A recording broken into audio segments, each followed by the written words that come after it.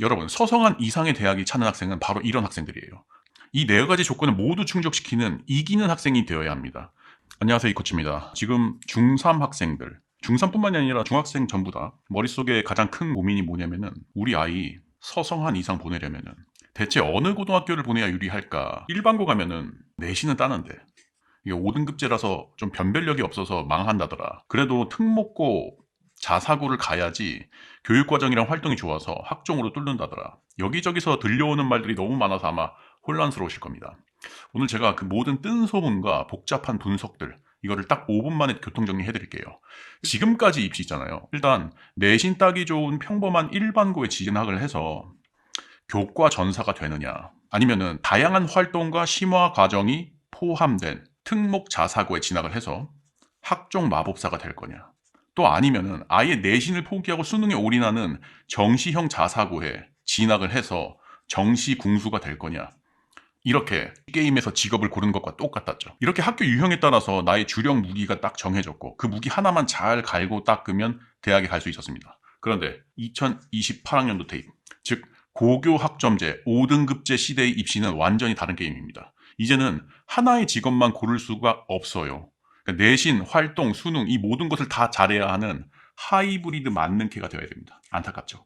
그런데 왜 그런데도 자꾸 특정 학교가 유리하다는 이런 말들이 나올까요? 이제부터 가장 큰 세 가지 착각을 한번 깨드리겠습니다. 일단 첫 번째가 일반고 가면은 1등급 따기 쉬우니까 교과 전형에 유리할 것이다. 반은 맞고 반은 틀립니다. 1등급 인원이 10%가 되니까 이제 이렇게 늘어나죠. 특목 자사고보다 등급을 받기 수월한 것은 사실입니다. 그리고 교과 전형도 역시 사라지지 않고 있어요. 그런데 대학들은 이제 등급만 보지 않습니다. 어떤 과목을 듣고 1등급을 받았는지를 따지는 교육과적 평가가 핵심 변수가 됩니다. 쉬운 과목만 골라받은 1등급보다 공대 갈 학생이 물리학 2나 미적분 2와 같은 어려운 과목에서 2등급 받은 것을 더 높게 쳐줄 수도 있다는 의미입니다. 이제 일반고에서도 전략적인 과목 선택이 생명입니다. 두 번째, 특목 자사고는 교육과정이 좋으니까 학종에 유리하다. 이것도 옛말이 되어가고 있죠. 물론 여전히 심화 활동이나 면학 분위기는 장점이에요.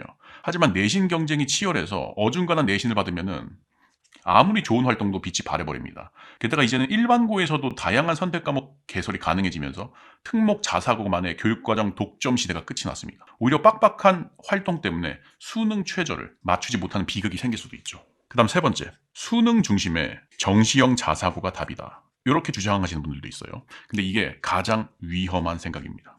지금 서울대를 시작으로 해서 이제 정시에서도 교과 성적을 반영하는 대학이 늘고 있습니다. 즉 수능 100%만 믿고 학교 생활을 소홀히 했다가는 큰 코 다친다는 뜻이죠. 특히 이제 수행평가가 단순 점수가 아니라 학생의 성실성과 탐구 과정을 보여주는 중요한 지표로 격상됩니다. 정시 파이터들에게도 학교 생활은 더 이상 버리는 카드가 되어서는 안 되겠죠. 자, 이제 결론이 보이시나요? 일반고, 자사고, 특목고, 그 어떤 학교도 이제 자동 합격 티켓을 보장해주지 않습니다. 28학년도 대입 핵심은 어디를 갔는가가 아니라 가서 무엇을 했는가에 초점이 맞춰져 있습니다.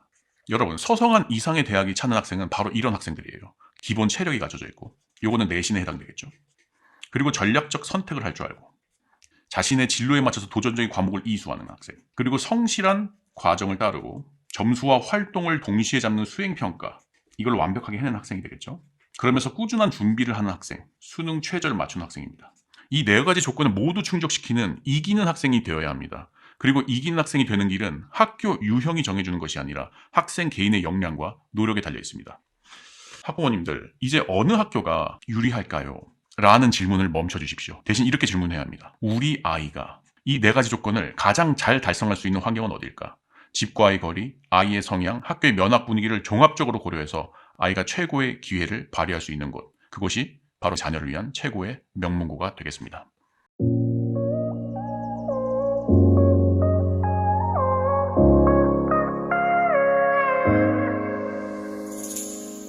You like playing foolish games.